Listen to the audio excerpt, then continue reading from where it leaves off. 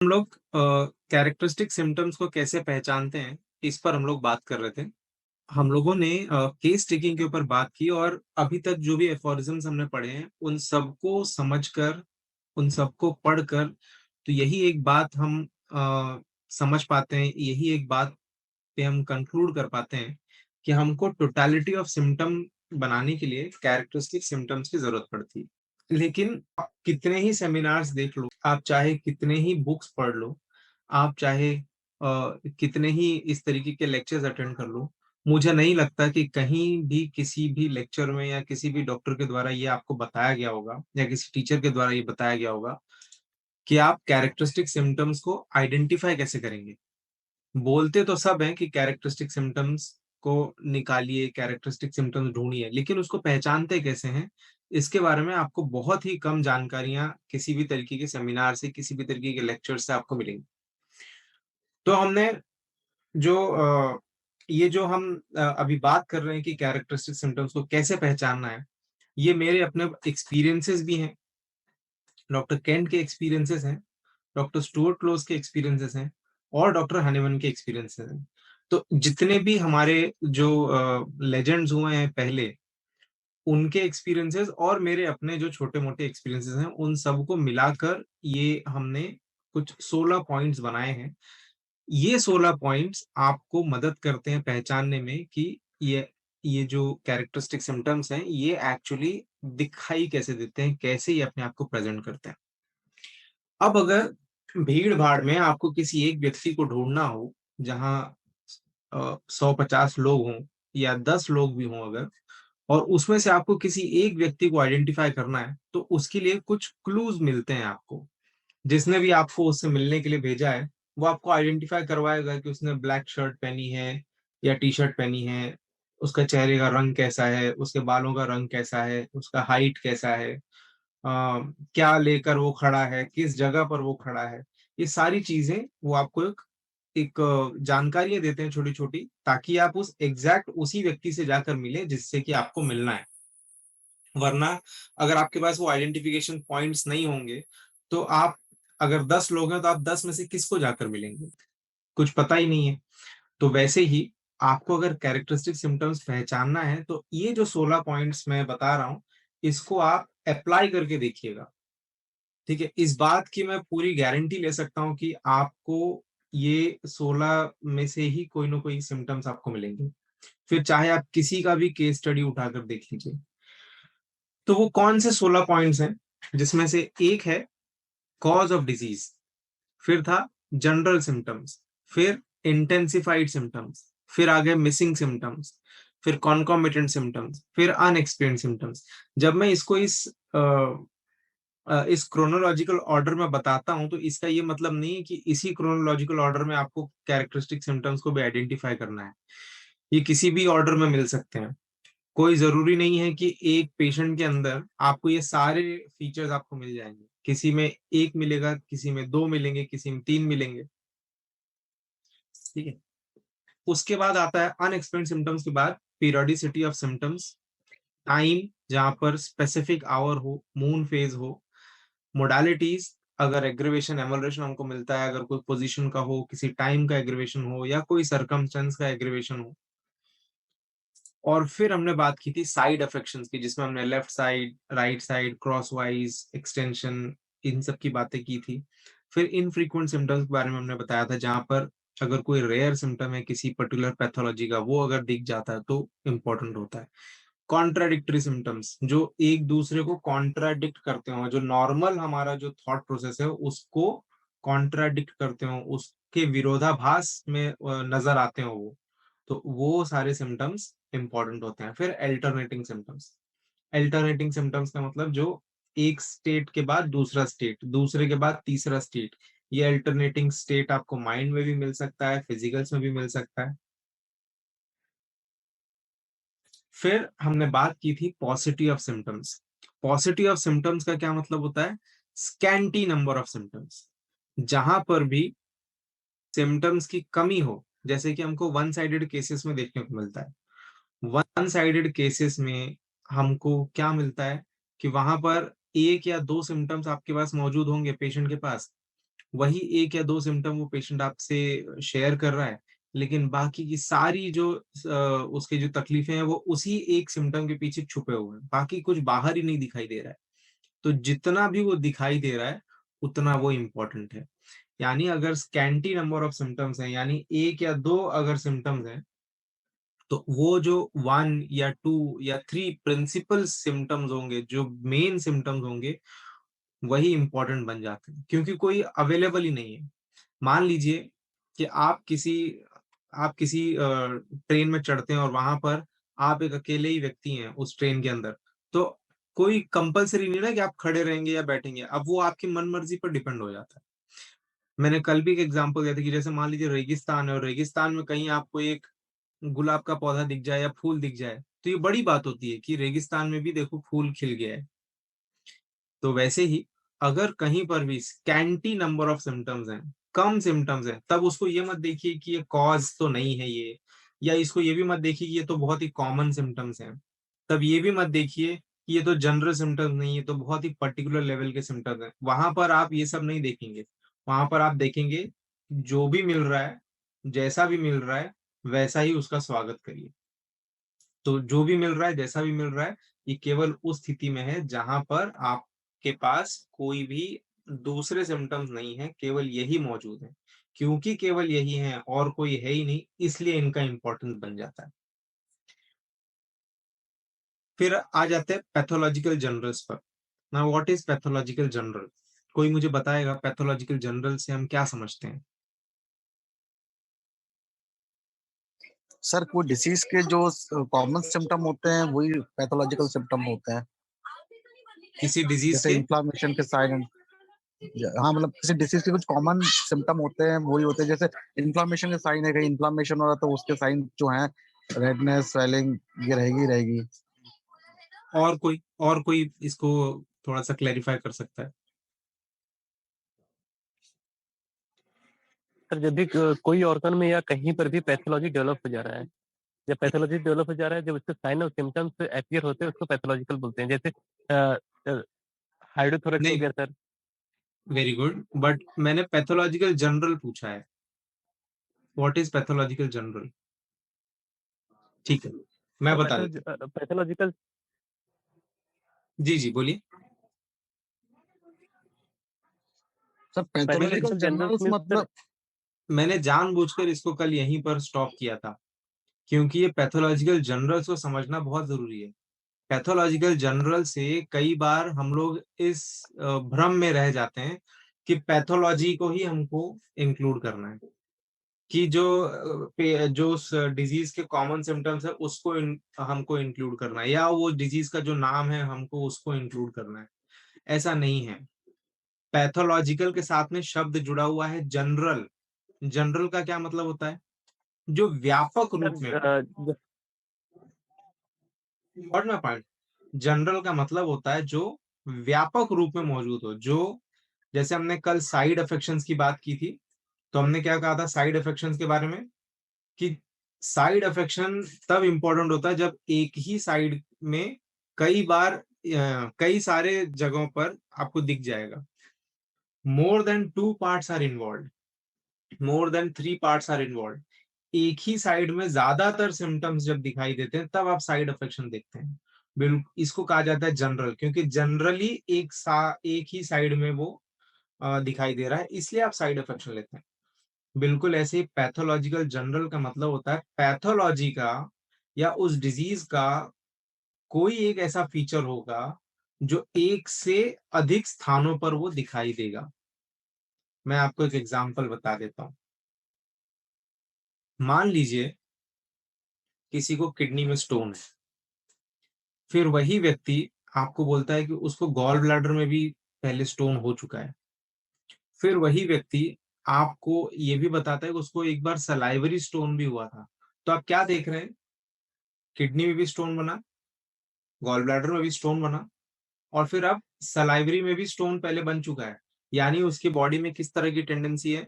Stone बनाने की tendency है। अब ये जो स्टोन बनाने की टेंडेंसी है, ये पैथोलॉजिकल जनरल सिम्टम है, यानी नेफ्रोलिथियासिस या यूरिक एसिड डायथिसिस। ठीक है। अब अगर ऐसा ऐसा आपको दिखाई देता है तो वो इम्पोर्टेंट हो जाता है। एक और मैं आपको एग्जांपल देता हूँ।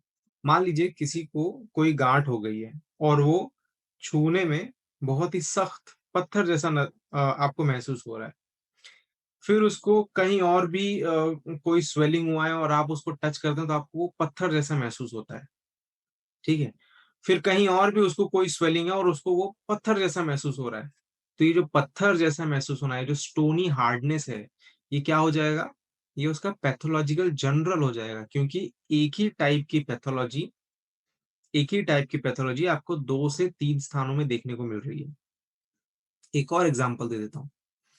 मान लीजिए उसको नाक से पानी आ रहा है, सर्दी हो गई है या एलर्जिक राइनाइटिस की शिकायत है, और उसके जो सर्दी है, उसका जो म्यूकस गिर रहा है, वो म्यूकस बहुत ही चिपचिपा है और वो नाक से लटक जा रहा है, लेकिन वो नाक से निकल नहीं रहा। आप खींच रहे हैं, वो चिंगम की तरह खींचता चला जा रहा है। उसी पेशेंट को और भी कहीं से कोई डिस्चार्जेस आ रहे हैं, लेट अस से फॉर एग्जांपल कि उसी पेशेंट को मान लीजिए कहीं और से भी कोई डिस्चार्जेस आ रहे हैं, लेट अस से फॉर एग्जांपल कि उसको एक्जिमा हो, या अगर वो फीमेल है तो हो सकता है उसको मेंस्ट्रुअल डिस्चार्जेस आ रहे हों या ल्यूकोरिया के डिस्चार्जेस आ रहे हों। उसमें भी आपको यही थिकनेस दिखाई दे, यही चिपचिपापन दिखाई दे, यही च्युइंगम की तरह खींचना दिखाई दे।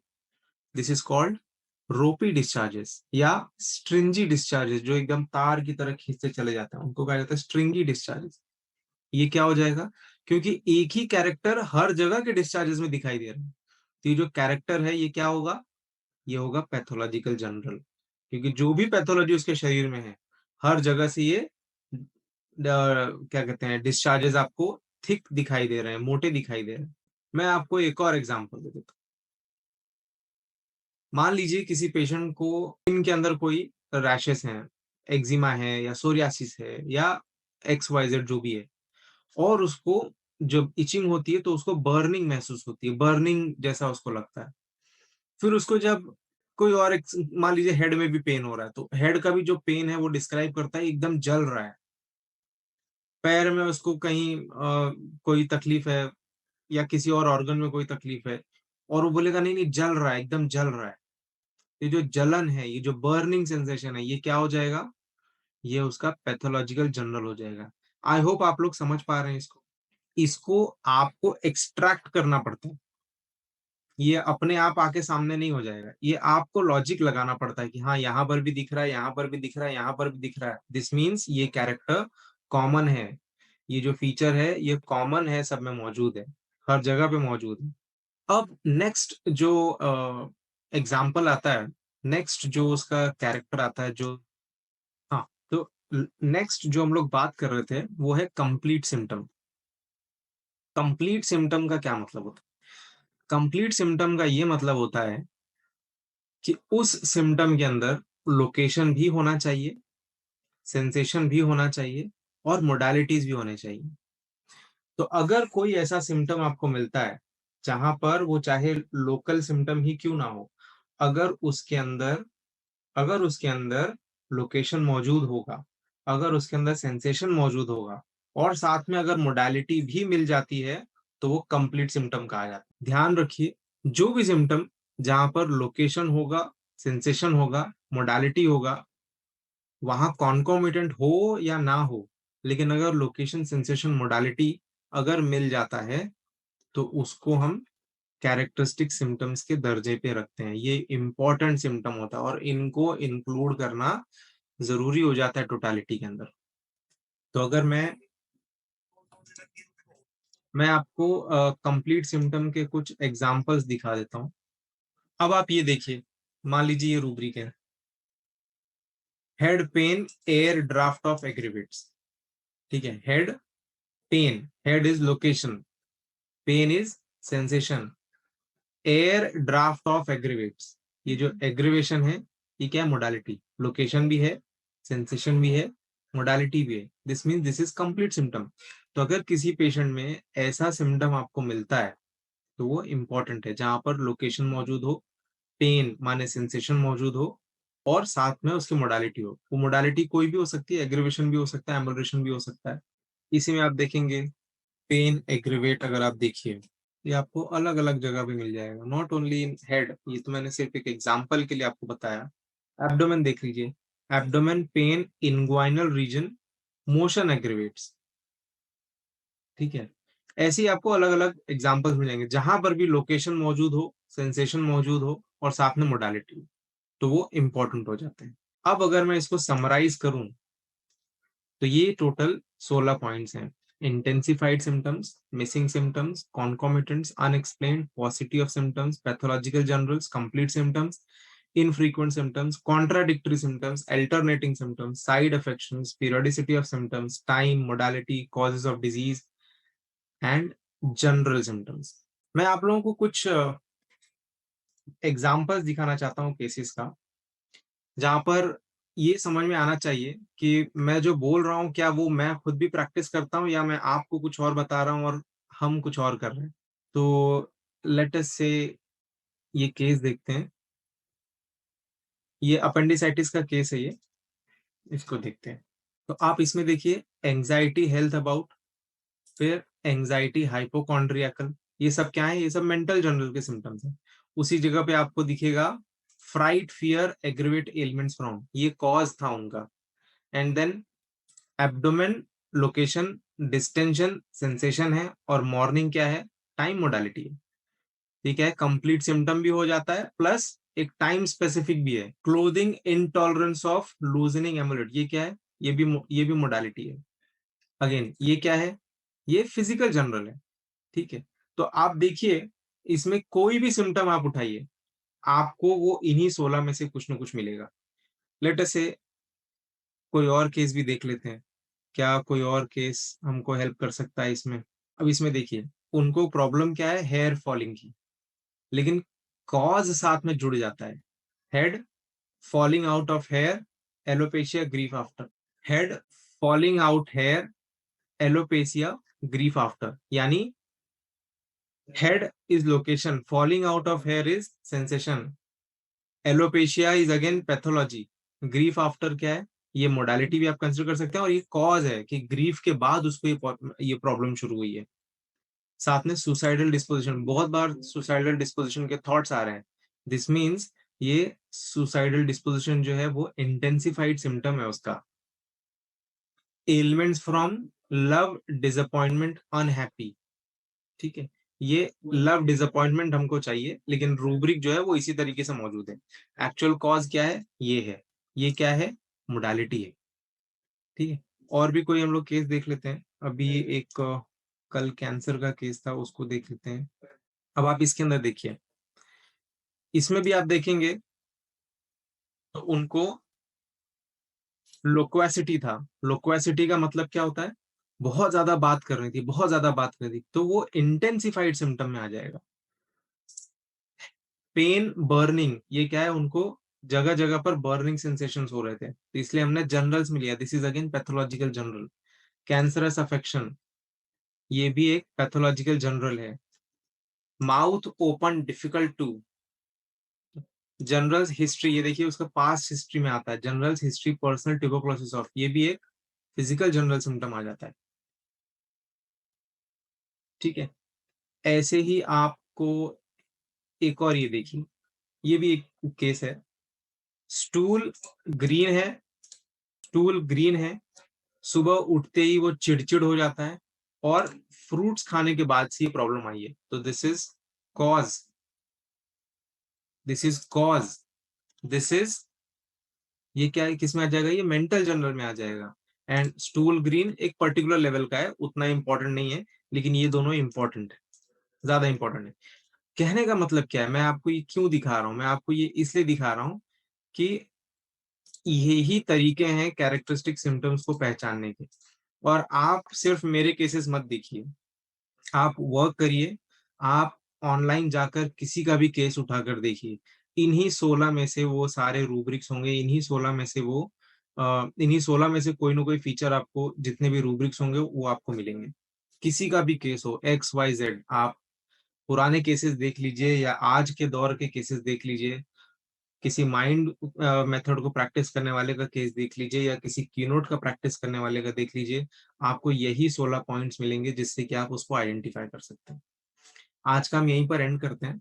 अगर कोई क्वेश्चन है तो आप लोग पूछ सकते हैं।